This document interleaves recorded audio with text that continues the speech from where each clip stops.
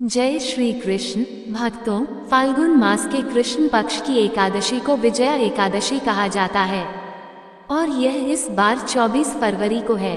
पद्म पुराण और स्कंद पुराण में भी इस व्रत का महात्म बताया गया है। पौराणिक मान्यता है कि प्राचीन काल में कई राजा महाराजा इसी व्रत के प्रभाव से अपनी निश्चित हार को जीत में बदल लेते थे। कहा जाता है कि विकट से परिस्थिति में भी विजया एकादशी के व्रत से जीत पाई जा सकती है। ज्योतिष के जानकारों के अनुसार इस व्रत के जरिए आप चंद्रमा के हर दुष्प्रभाव को रोक सकते हैं, ग्रहों के बुरे प्रभाव को भी काफी हद तक कम कर सकते हैं। पद्म पुराण में भगवान श्री कृष्ण ने ज्येष्ठ पांडु पुत्र युधिष्ठिर को बताया है कि इस एकादशी को विजया एकादशी कहते हैं।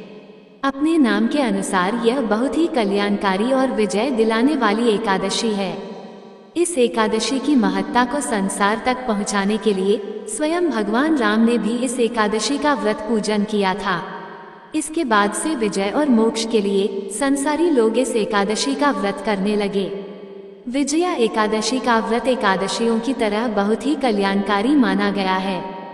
मान्यता है कि जो व्यक्ति विजया एकादशी का व्रत करता है उसे इस लोक में विजय प्राप्त होती है और उनका परलोक में भी अक्षय बना रहता है। इस एकादशी का व्रत करने से आपको सभी शुभ कार्यों में विजय प्राप्त होती है और आपके कार्यों में आ रही बाधाएं समाप्त होती हैं। और यह भी मान्यता है कि स्वयं भगवान राम ने इस व्रत को किया था। विजया एकादशी की तिथि 23 फरवरी को दोपहर 1:55 पर शुरू होगी और तिथि का समापन 24 फरवरी को दोपहर 1:44 पर होगा। उदया तिथि के अनुसार 24 फरवरी को ही विजया एकादशी मनाई जाएगी।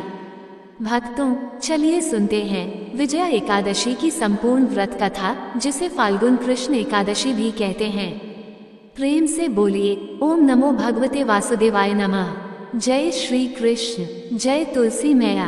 धर्मराज युधिष्ठिर बोले के जनार्दन, फाल्गुन मास के कृष्ण पक्ष की एकादशी का क्या नाम है तथा उसकी विधि क्या है? कृपा करके आप मुझे बताइए। श्री भगवान बोले, हे राजन, फाल्गुन मास के कृष्ण पक्ष की एकादशी का नाम विजया एकादशी है। इसके व्रत के प्रभाव से मनुष्य को विजय प्राप्त होती है।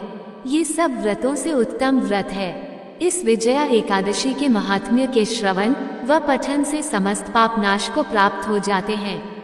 एक समय देवर्षि नारद जी ने जगत पिता ब्रह्मा जी से कहा, महाराज, आप मुझसे फाल्गुन मास के कृष्ण पक्ष की एकादशी का विधान कहिए।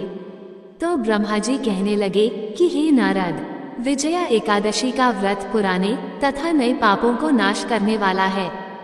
इस विजया एकादशी की विधि मैंने आज तक किसी से भी नहीं कही। ये समस्त मनुष्यों को विजय प्रदान करती है। त्रेता युग में मर्यादा पुरुषोत्तम श्री रामचंद्र जी को जब 14 वर्ष का वनवास हो गया, तब वे श्री लक्ष्मण तथा सीता जी सहित पंचवटी में निवास करने लगे। वहां पर दुष्ट रावण ने जब सीता जी का हरण किया, तब इस समाचार से श्री रामचंद्र जी तथा लक्ष्मण अत्यंत व्याकुल हुए और सीता जी की खोज में चल दिए। तभी घूमते घूमते जब वे मरणासन जटायु के पास पहुँचे, तो जटायु उन्हें सीता जी का वृतांत सुनाकर स्वर्गलोक चला गया। कुछ आगे जाकर उनकी सुग्रीव से मित्रता हुई और उन्होंने बाली का वध किया। हनुमान जी ने लंका में जाकर सीता जी का पता लगाया और उनसे श्री रामचंद्र जी और सुग्रीव की मित्रता का वर्णन किया। वहां से लौटकर हनुमान जी ने भगवान राम के पास आकर सब समाचार कहे। श्री रामचंद्र जी ने वानर सेना सहित सुग्रीव की संपत्ति से लंका को प्रस्थान किया। जब श्री रामचंद्र जी समुद्र से किनारे पहुँचे, तब उन्होंने मगरमच्छ आदि से युक्त उस अगाध समुद्र को देखकर लक्ष्मण जी से कहा कि इस समुद्र को हम किस प्रकार से पार करेंगे। श्री लक्ष्मण ने कहा, हे पुराण पुरुषोत्तम, आप आदि पुरुष हैं, सब कुछ जानते हैं। यहाँ से आधा योजन दूर पर कुमारी द्वीप में वक्डलभ्य नाम के मुनि रहते हैं। उन्होंने अनेक ब्रह्मा देखे हैं, आप उनके पास जाकर इसका उपाय पूछिए। लक्ष्मण जी के इस प्रकार के वचन सुनकर श्री रामचंद्र जी वक्डलभ्य ऋषि के पास गए और उनको प्रणाम करके बैठ गए। मुनि ने भी उनको मनुष्य रूप धारण किए हुए पुराण पुरुषोत्तम समझकर उनसे पूछा कि हे राम, आपका आना कैसे हुआ। रामचंद्र जी कहने लगे कि हे ऋषि, मैं अपनी सेना सहित यहाँ आया हूँ और राक्षसों को जीतने के लिए लंका जा रहा हूँ। आप कृपा करके समुद्र पार करने का कोई उपाय बतलाइए, मैं इसी कारण आपके पास आया हूँ। वग्दलभ्य ऋषि बोले कि हे राम, फाल्गुन मास के कृष्ण पक्ष की एकादशी का उत्तम व्रत करने से निश्चय ही आपकी विजय होगी, साथ ही आप समुद्र भी अवश्य पार कर लेंगे। इस व्रत की विधि यह है कि दशमी के दिन स्वर्ण, चांदी, तांबा या मिट्टी का एक घड़ा बनाएं। उस घड़े को जल से भरकर तथा 5 पल्लव रख वेदिका पर स्थापित करें। उस घड़े के नीचे सतंजा और ऊपर जौ रखें। उस पर श्रीनारायण भगवान की स्वर्ण की मूर्ति स्थापित करें। एकादशी के दिन स्नानादि से निवृत्त होकर धूप, दीप, नैवेद्य, नारियल आदि से भगवान की पूजा करें।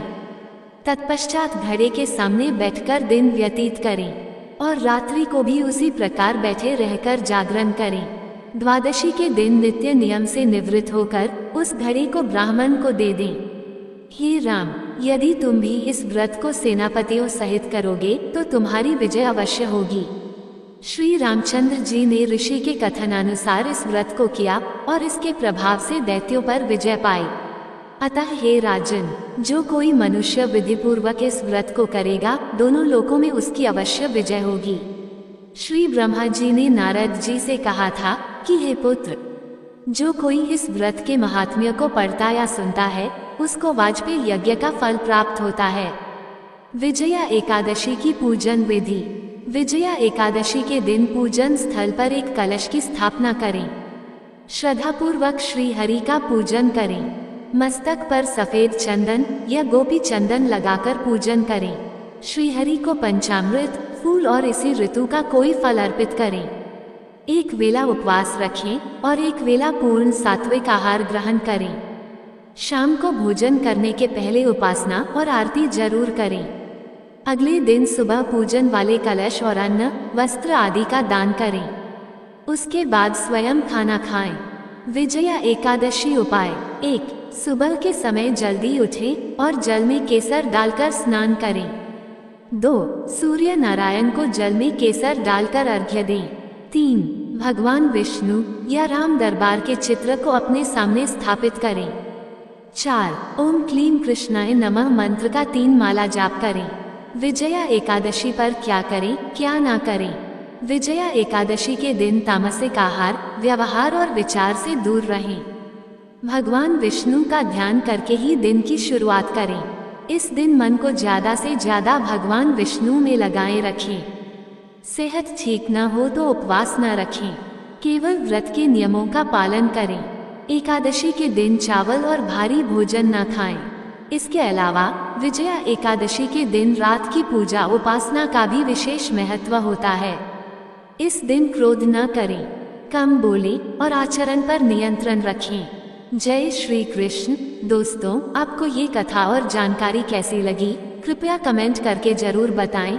वीडियो पसंद आया हो तो लाइक करें और अपने दोस्तों के साथ शेयर करें।